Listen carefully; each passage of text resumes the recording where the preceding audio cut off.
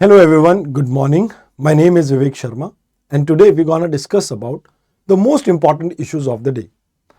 First article international affairs से related है जहां पर India Middle east European economic corridor के बारे में बात करेंगे।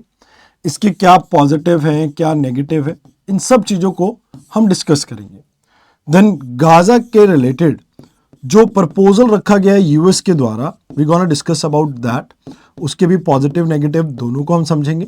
एंड लास्ट में हम नॉर्थ पोल पे बढ़ते हुए टेम्परेचर के बारे में डिस्कस करेंगे, यानी क्लाइमेट चेंज के बारे में डिस्कस करेंगे। आइए एक एक करके इन सभी आर्टिकल्स को हम समझते हैं। देखिए 2023 में गवर्नमेंट ऑफ इंडिया ने एक प्रपोजल दिया कि यूजुअली हम मूव करते हैं जैसे स्वेज कैनाल से अपने जो भी गुड्स हैं इसको यूरोप की तरफ, इसमें 40 से 45 दिन 40 से 45 डेज लग जाते हैं। But right now our focus is to reduce this time, इसको 14-15 दिन तक हम करें।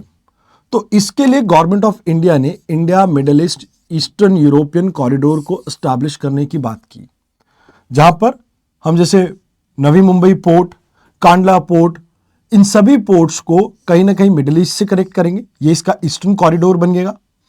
फिर ये मिडिल कॉरिडोर है जहां पर आप Saudi, UAE, Jordan and even Israel से होते हुए यहां पर मेडिटेरियन सी पर पहुंचेंगे। एंड उसके बाद यहां पर ग्रीस, फ्रांस, इटली, ऐसी मेजर कंट्रीज के साथ हम कनेक्टिविटी को इंश्योर करेंगे। तो मतलब कहने का यह है कि इसमें सी रूट्स, रेलवे रूट्स और सी रूट्स, ये तीनों चीजें आपकी इन्वॉल्व, दोनों चीजें आपकी इन्वॉल्व हैं। अब इससे ऑलमोस्ट 2 से 3% का इंक्रीमेंट देखने को मिल सकता है हमें इस पूरे रीजन की जितनी भी इकोनॉमीज है उनके अंदर। तो that is a good thing. वैसे भी इस एरिया में इकोनॉमिक प्रोस्पैरिटी बिल्ड करना इस एरिया की स्टेबिलिटी के लिए बहुत अच्छा है। तो यहां पर यह कहा जाता है कि भाई देखो, चाइना भी इस एरिया में belt and road initiative build कर रहा है, उसको काउंटर करने के लिए भी ये एक अच्छा ऑल्टरनेटिव बन सकता है। बट आज की डेट में इसमें कुछ चैलेंजेस हैं। चैलेंजेस जैसे क्या? गाजा कॉन्फ्लिक्ट की वजह से इस एरिया में स्टेबिलिटी के ऊपर इंपैक्ट आया, जिसके कारण जो इन्वेस्टमेंट है वो डिसरप्ट हो रखी है। मींस इन्वेस्टर्स को कॉन्फिडेंस नहीं है, लॉजिस्टिक आपका पूरी तरह से वर्क नहीं कर रहा है। इवन अगर देखा जाए तो इसके प्लानिंग और एग्जीक्यूशन में डिले देखने को मिल रहे हैं। फिर वेरियस स्टेक होल्डर्स, पिछले 16 महीने से कोई मीटिंग ही नहीं हुई है। पहले मीटिंग होनी थी बट मीटिंग हो नहीं पाई। एंड मोर ओवर सबके इंटरेस्ट अलग अलग हैं, तो उनको अलाइन करने में भी आपको प्रॉब्लम आएगी। एंड फंडिंग का भी कोई क्लियर मैकेनिज्म यहां पर डेवलप नहीं किया गया है। तीसरी चीज, इंफ्रास्ट्रक्चर और इन्वेस्टमेंट में गैप है। देखिए ये जो इन्वेस्टमेंट बनेगी, जैसे रेलवे नेटवर्क को आपको बिल्ड करना पड़ेगा मिडिल ईस्ट में, तो इसके लिए ह्यूज इन्वेस्टमेंट की रिक्वायरमेंट होगी। वो इन्वेस्टमेंट नीड कहां से पूरी होगी, कौन उसके लिए पैसा देगा, वो भी एक बड़ी बात है। इवन डेवलप्ड नेशंस लाइक आपके फ्रांस, इटली, इनके साथ भी बड़ी प्रॉब्लम है कि भाई इनको अपना पोर्ट इंफ्रास्ट्रक्चर और ज्यादा मजबूत करना पड़ेगा। अब यहां पे लास्ट प्रॉब्लम ये आती है कि भाई चाइना अपने बेल्ट एंड रोड इनिशिएटिव को बहुत एग्रेसिवली पुश कर रहा है वेस्ट एशिया और यूरोप में।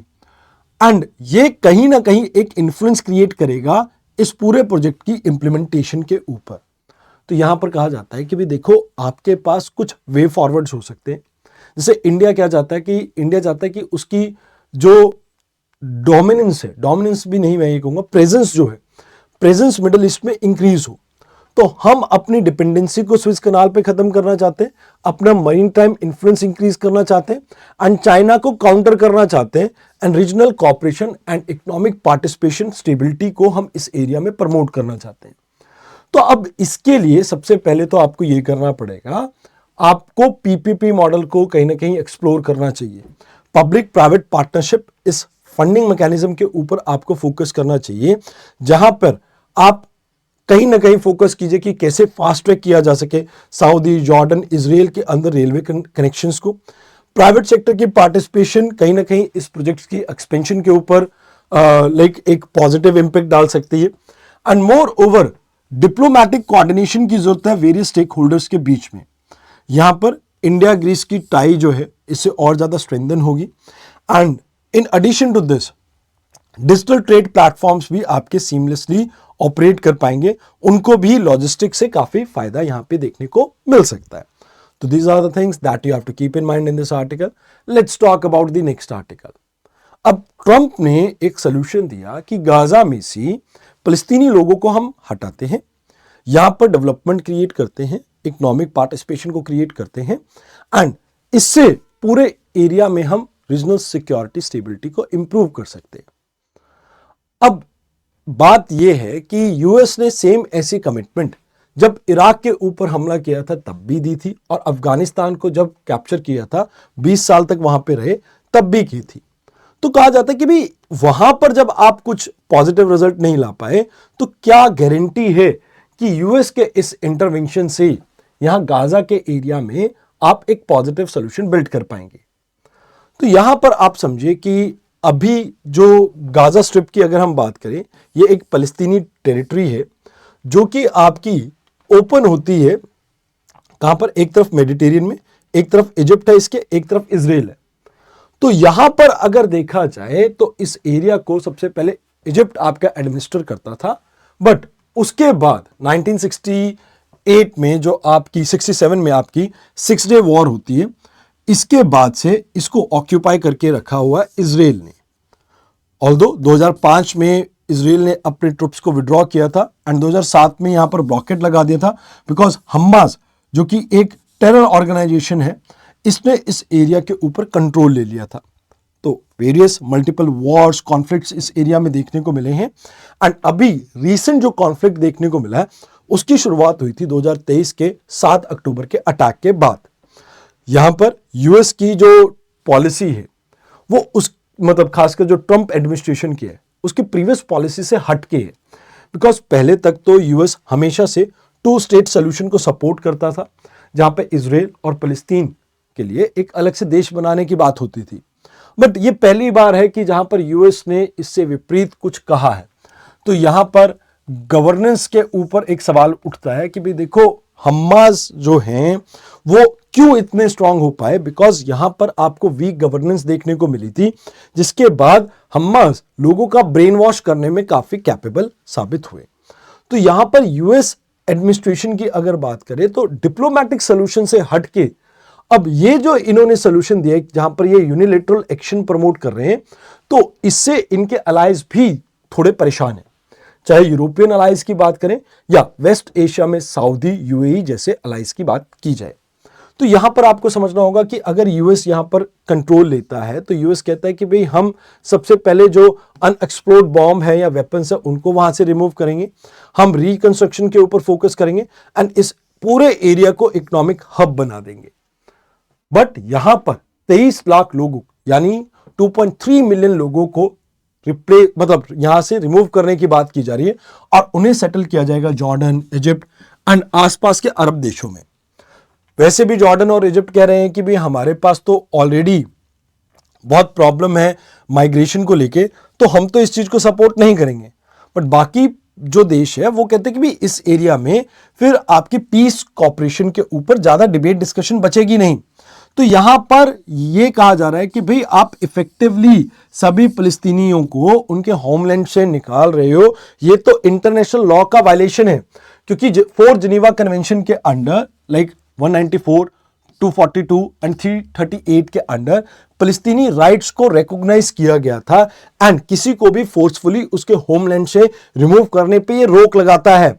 बट कहीं ना कहीं आप ये मान के चलो, चाहे यूएन के रेजोल्यूशन 194, 242, 338 की बात की जाए जो फिलिस्तीनी राइट्स को एक्नॉलेज करता है, and even Geneva 4th convention की बात करें जो फोर्सफुली ट्रांसफर ऑफ पॉपुलेशन को रोकने की बात करता है, ये दोनों को वायलेट करता है।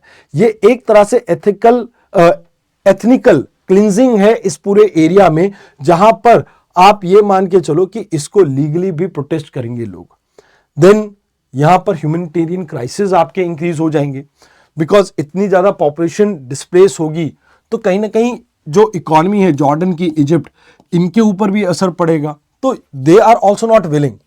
तो कहा जाता है कि भाई यूएस इसमें फर्दर आइसोलेट कर देगा फिलिस्तीनी इशू को, एंड कहीं ना कहीं इसके जो यूएस के खुद के और इवन फिलिस्तीन के जो अरब नेशंस के साथ टाई हैं वो कहीं ना कहीं डैमेज होंगे और आगे वाली पीस प्रोसेस में इसमें इंपैक्ट पड़ सकता है आपका। अगर वैसे इकोनॉमिक डेवलपमेंट आती है यहाँ पे तो आप कई हजार जॉब्स यहाँ पर क्रिएट कर सकते हैं।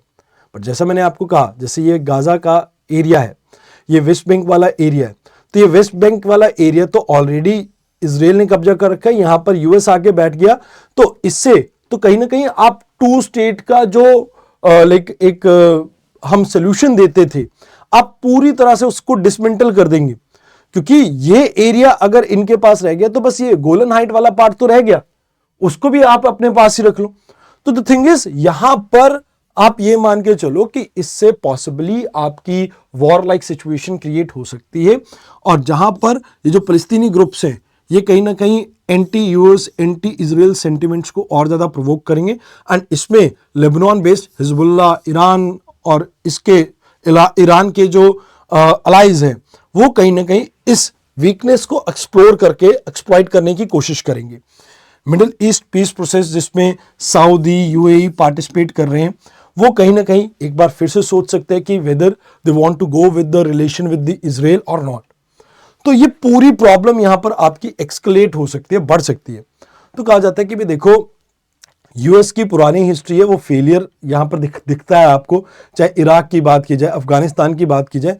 बट यस, अगर एक सच्चाई है, सच्चाई ये है कि यहां पर यूएन ह्यूमन राइट काउंसिल ने कहा कि 85% गाजा की पॉपुलेशन ऑलरेडी डिस्प्लेस हो चुकी है, 60% होम और इंफ्रास्ट्रक्चर आपका डिस्ट्रॉय हो चुका है, एंड ये इस एरिया का वर्स्ट आपका ह्यूमैनिटेरियन क्राइसिस है।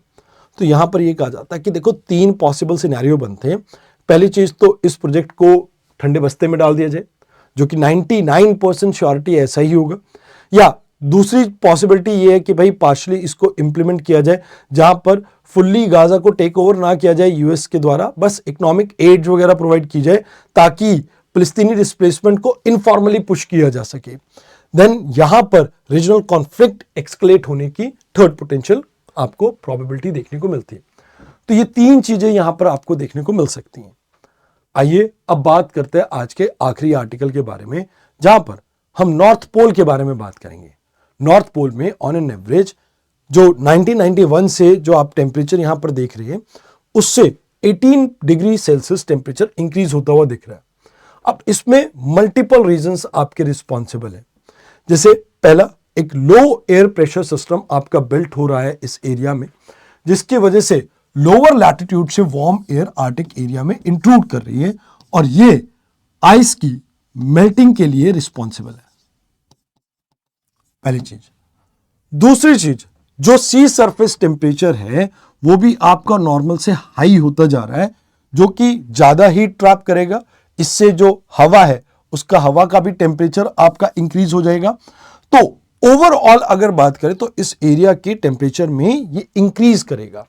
अब जैसे मान लीजिए ये आपका अर्थ है, अर्थ के दोनों पोल्स के आसपास यहां पर आपकी एक विंड फ्लो करती है, जिसे हम जेट स्ट्रीम के नाम से जानते हैं।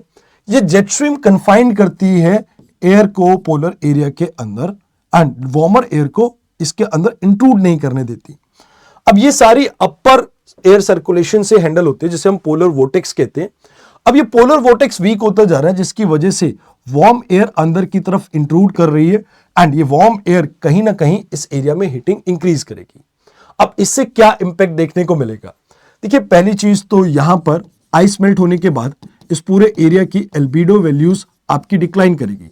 एल्बिडो क्या होता है? किसी भी सरफेस की सनलाइट वापस रिफ्लेक्ट करने की कैपेबिलिटीज को हम कहते हैं। तो यहां पर आपका डार्क सरफेस नीचे से आएगा तो उससे हीट ट्रैप होगी इस एरिया में, फर्दर ये मेल्टिंग को प्रमोट करेगा। मोर ओवर, जो मीथेन हाइड्रेट्स आपकी सॉइल के अंदर, आइस के अंदर अभी तक स्टोर थे, वो रिलीज होंगे। मीथेन अपने आप में एक ग्लोबल ग्रीन हाउस गैस है, तो कहीं ना कहीं ये फर्दर आपके क्लाइमेट चेंज को और ज्यादा पुश करेगा, मेल्टिंग को और ज्यादा प्रमोट करेगा। इन एडिशन टू दिस, आपको यहां पे कहीं ना कहीं वाटर वेपर्स भी इंक्रीज होते हुए दिखेंगे, एंड वाटर वेपर्स जनरली आपकी हीट को ऑब्जॉर्ब करते हैं लेटेंट हीट की फॉर्म में, एंड ये भी कहीं ना कहीं इस एरिया के टेम्परेचर को फर्दर इंक्रीज करेगी। तो कहा जाता है कि भी देखो, टेम्परेचर जो है ऑलमोस्ट 3 टाइम ज्यादा फास्टर ग्रो कर रहा है इस एरिया में as compare to the global temperature. And यहां पे आप ये मान के चलो कि ग्लोबल टेम्परेचर 1.3 डिग्री सेल्सियस के आसपास आपके राइज कर चुका है एज पर आईपीसीसी की 2023 की रिपोर्ट के अकॉर्डिंगली। तो ये कहा जा रहा है कि भाई आने वाले समय में नासा ये कहता है कि भाई लाइक 2024 का इनका ये जो डाटा है, समर के टाइम पे इस एरिया में जो आइस है वो 13% से डिक्लाइन करी है। तो कहा जाता है कि भाई देखो इससे सी लेवल भी राइज होगा, जिससे कहीं ना कहीं कुछ लो लाइंग एरिया में फ्लडिंग देखने को मिल सकती है। ग्लोबल वेदर पैटर्न्स के ऊपर भी इंपैक्ट आएगा, खासकर जैसे इस साल आप देखिए इंडिया में बहुत ज्यादा ठंड नहीं पड़ी है, कुछ समय के लिए पड़ी थी, बहुत लंबी ठंड नहीं पड़ी है, तो वो भी आपका इंपैक्ट देखने को मिलेगा। इवन हीट वेव जैसे फिनोमेना आपके इंक्रीज होंगे। मीथेन के रिलीज से परमाफ्रॉस्ट बिल्कुल आपका खत्म हो जाएगा। एंड इवन इस एरिया में जैसे पोलर बियर, पेंगुइन्स जैसे कई आपको स्पीशीज देखने को मिलते हैं, उनके कंजर्वेशन के ऊपर भी इंपैक्ट आएगा। तो यहां हमें कोशिश ये करनी चाहिए कि कुछ ग्लोबल इफेक्ट्स के ऊपर फोकस करना चाहिए, जैसे रिन्यूएबल एनर्जी को प्रमोट कीजिए, फॉसिल फ्यूल को आप डिस्करेज कीजिए, आप आर्टिफिशियल लाइक क्लाउड ब्राइटनिंग के ऊपर फोकस कर सकते हैं, जिसे जियो इंजीनियरिंग कहा जाता है। इससे आप सनलाइट की इंसोलेशन अर्थ के ऊपर कम कर पाएंगे एंड ओवरऑल इससे आप टेम्परेचर को रेगुलेट कर पाएंगे इस पूरे एरिया में। तो लास्ट में मैं ये कहना चाहूंगा, देखिए पेरिस एग्रीमेंट के अंडर हमने एक डिसीजन लिया था कि हम ग्लोबल टेम्परेचर को 2 डिग्री सेल्सियस से बियॉन्ड राइज नहीं करने देंगे। इवन आर्टिक काउंसिल की बात की जाए तो इन्होंने भी कहीं ना कहीं क्लाइमेट अडेप्टेशन के बारे में, कॉपरेशन के बारे में बात की थी आर्टिक एरिया के। एंड ग्लोबल मिथेन प्लेज की बात की जाए तो इसमें भी मिथेन के एमिशन को 30% से कम करने की बात की थी बाय 2030। तो अगर हमें इन कमिटमेंट्स को फुलफिल करना है तो इमीडिएटली यहां पर फंडिंग की रिक्वायरमेंट रहेगी एंड हमें कहीं ना कहीं ट्रांजिट करने की जरूरत पड़ेगी towards greener source of energy, जिससे कार्बन एमिशन कम हो एंड इस तरह के जो इंपैक्ट है हम इनको रिड्यूस कर सके। तो आज के इस आर्टिकल में इतना ही था। आई होप आपको सभी आर्टिकल समझ में आए हो। अगर समझ में आया हो तो वीडियो को लाइक जरूर करना। आज के लिए इतना ही था। मैं विवेक शर्मा आपसे विदा चाहूंगा। धन्यवाद।